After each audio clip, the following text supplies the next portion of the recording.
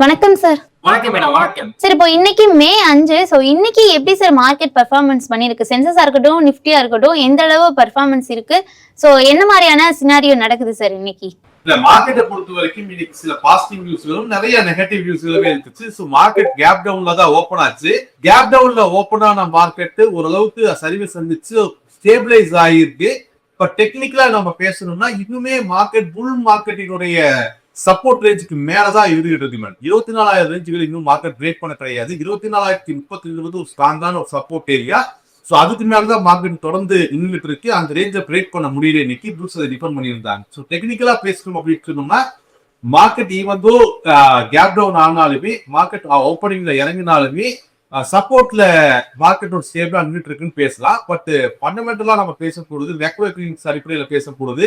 Market தொடர்ந்து மேலே ஏறதுல நிறைய சங்கடங்கள் இருக்கு. ஸோ அது முக்கியமான காரணம் வந்து வந்து ஏறிக்கிட்டு இருக்கிறதும், அதே நேரத்தில் ஐஎன்ஆர் வந்து 95 ரூபாய்க்கு மேல ரொம்ப வீக்கா பர்ஃபார்ம் பண்றதும், இது ரெண்டு விஷயங்கள் சரியானா மட்டும்தான் நம்ம வேலையை எதிர்பார்க்க முடியும். பட் டெக்னிக்கல் சப்போர்ட் இருக்கிறதுனால டவுன் சைட்ல சப்போர்ட் ரேஞ்சுகள்ல சப்போர்ட் பண்ணலாங்க சார். இப்போ அதே மாதிரி இப்போ மார்க்கெட்டை பொறுத்தவரையும் ஜியோ பொலிட்டிக்கல்னால தான் இவ்வளோ ஒரு வேலட் இருக்கு அப்படின்னே சொல்லலாம். ஸோ ஜியோ பொலிட்டிக்கலை பொறுத்தவரையும் இப்போ வந்து ரீசெண்டா என்ன நடந்துச்சு அப்படின்னா, யுஏஇயுடைய ஆயில் இன்ஃப்ராஸ்ட்ரக்சரை வந்து ஈரான் வந்து அட்டாக் பண்ணியிருக்காங்க. ஸோ அதுக்கு பதிலாக யூஎஸ் நேவி இப்போ ஈரானியன் போட்ஸ் எல்லாம் வந்து அழிச்சிருக்காங்க அப்படின்னே சொல்லலாம். ஸோ இது எந்த அளவுக்கு நெக்ஸ்ட் வாருக்கு போகுமா, இல்லை எந்த அளவுக்கு கான்ஃபிளிக்ட் வந்து மாறும் சார்? எவ்வளவு பெரிய கான்ஃபிளிக்டா மாறும் இது?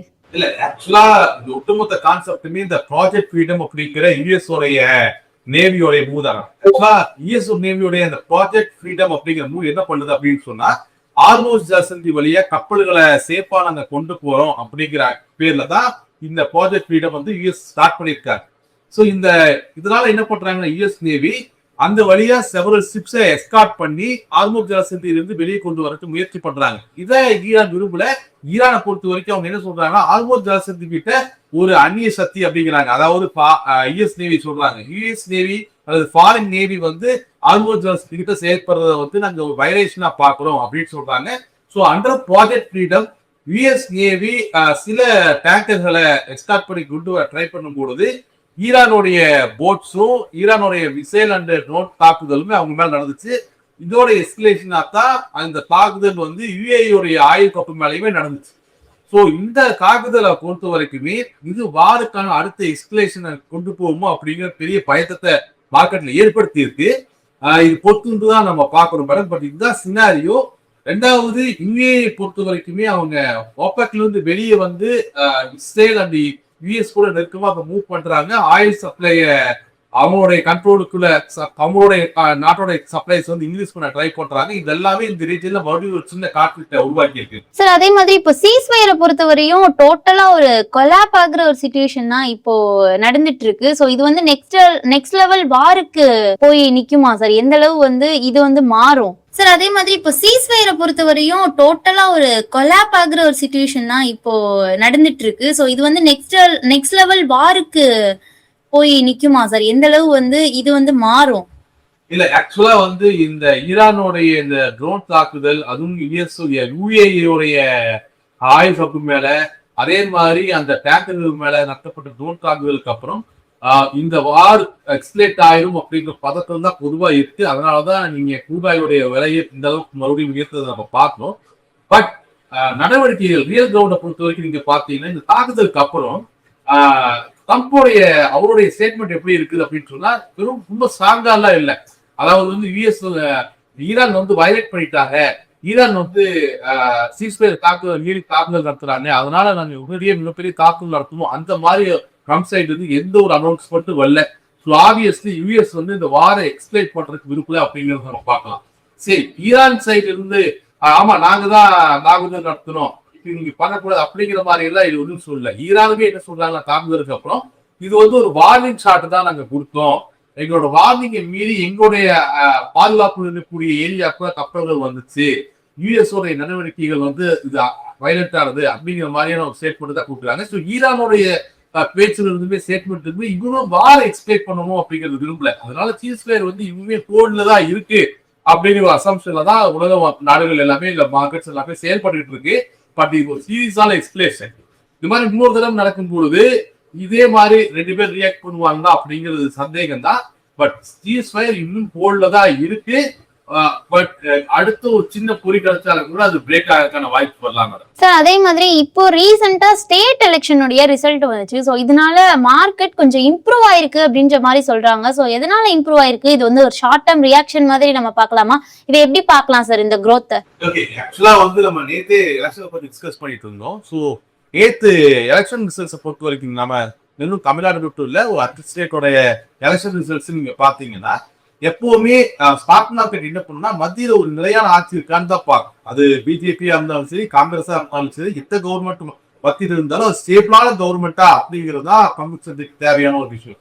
ஸோ ஆப்வியஸ்லி ஆல்ரெடி இப்போ சென்ட்ரல்ல ரூலிங்ல இருக்கக்கூடிய பிஜேபியை பொறுத்த வரைக்கும் அவங்களுக்கு எகேன்ஸ்டா செயல்பட்டு தான் கருதப்படக்கூடிய வெஸ்ட் பெங்காலோட சிஎம் ஆகட்டும், இல்ல தமிழ்நாடுடைய ஸ்டாலின் ஆகட்டும், இவங்க எல்லாருமே நேற்று எலெக்ஷன்ல வந்து பின்னடைவு சந்திச்சதுனால சென்ட்ரல் கவர்மெண்ட் வந்து இனிமே ஸ்டேபிளா இருக்கும் அப்படிங்கிற ஒரு எதிர்பார்ப்பு வந்து பங்குச்சந்தைகளுக்கு இருந்துச்சு. அதனாலதான் ஸ்டேட் எலெக்ஷன் வந்து ஒரு பாசிட்டிவ் மட்டுமா பங்குச்சந்தைகள் பார்த்துச்சு.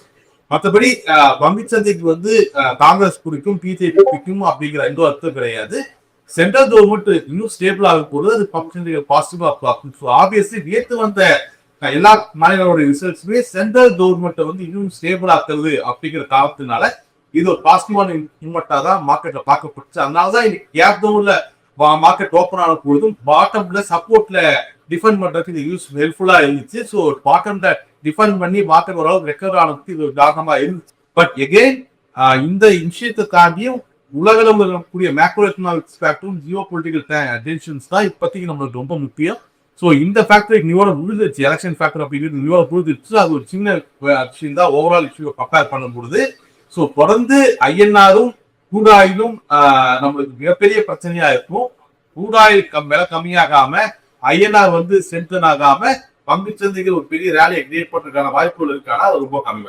சார் இப்ப இந்தியாவை பொறுத்தவரையும் எல்என்ஜி ஸ்டோரேஜ் வந்து இன்க்ரீஸ் பண்றதுக்கு சில திட்டங்கள்லாம் வச்சிருக்காங்க அப்படின்ற மாதிரி சொல்றாங்க. சோ எனர்ஜி செக்யூரிட்டிக்கு இது ஒரு கேம் சேஞ்சரா அமையுமா சார்? எந்த அளவு எப்படி மாறும்? இல்ல ஆக்சுவலா வந்து உண்மையாவே ஒரு நல்லது. ஆக்சுவலா இந்தியாவுக்கு என்ன பிரச்சனைனா எல்என்ஜி பொறுத்த வரைக்குமே ஸ்டோரேஜ் ஆல்ரெடி நம்ம ஃபுல் பண்ணி தான் வச்சிருக்கோம். பட் மெயினா எல்என்ஜி வந்து கத்தார்ல இருந்து தான் இந்தியாவுக்கு வருது. பட் இந்த ஜியோ பொலிட்டிக்கல் டென்ஷன்னால அது காலியாக ரீபீட் பண்றது அந்த ஃப்ளோ ஆஃப் வெஹிக்கிள் மிகப்பெரிய டிஸ்டர்ப் ஆகுது. ஸோ ஆப்வியஸ்லி இதனால இந்தியா திட்டம் இருந்ததுன்னா ஆல்ரெடி இருக்கக்கூடிய ஸ்டோரேஜ் விரிவாக்குறது, புது ஸ்டோரேஜுக்கு உருவாக்குறது அப்படிங்கிறத மிக விரைவா செயல்படுத்துறதுக்கு முடிவெடுத்து மூவ் பண்ணிட்டு இருக்காங்க. இது உண்மையிலேயே வரவேற்கக்கூடிய விஷயம் தான்.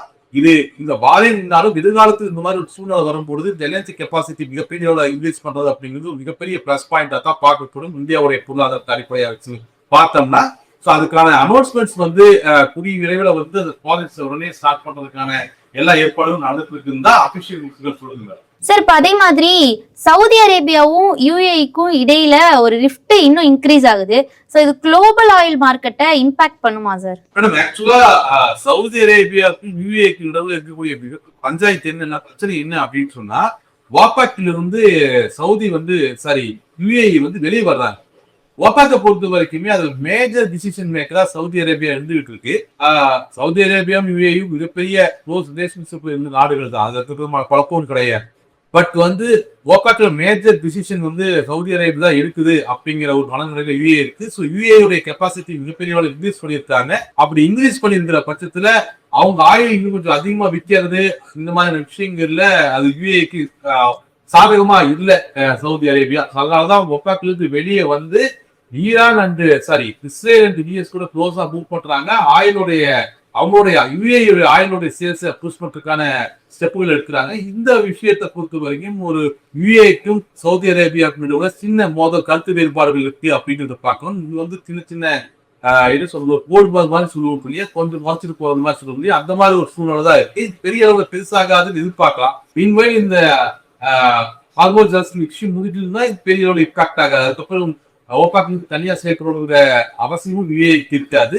இப்போதைக்கு சவுதி அரேபியா பொறுத்த வரைக்கும் என்ன அவங்க ஒரு கடுப்பு இருக்காங்க அப்படின்னு சொன்னா ஓபாக்ல இருந்து வெளியே போயிட்டு அமெரிக்கா இந்த இஸ்ரேல் கூட சேர்ந்து இன்னும் அதிகமான ஆயில் சப்ளைல யுஏ தனியா பண்ணுது அப்படிங்கிறது தான் இந்த கான்ஃபிளிக்டான முக்கியமான காரணம். Thank you sir. நன்றி. மேலும் ஈடி தமிழ் சேனல்ல வரப்போகும் பிசினஸ் மற்றும் அது ரிலேட்டடான வீடியோவை பார்க்க உடனே கீழே இருக்க சப்ஸ்கிரைப் பட்டனை கிளிக் பண்ணுங்க.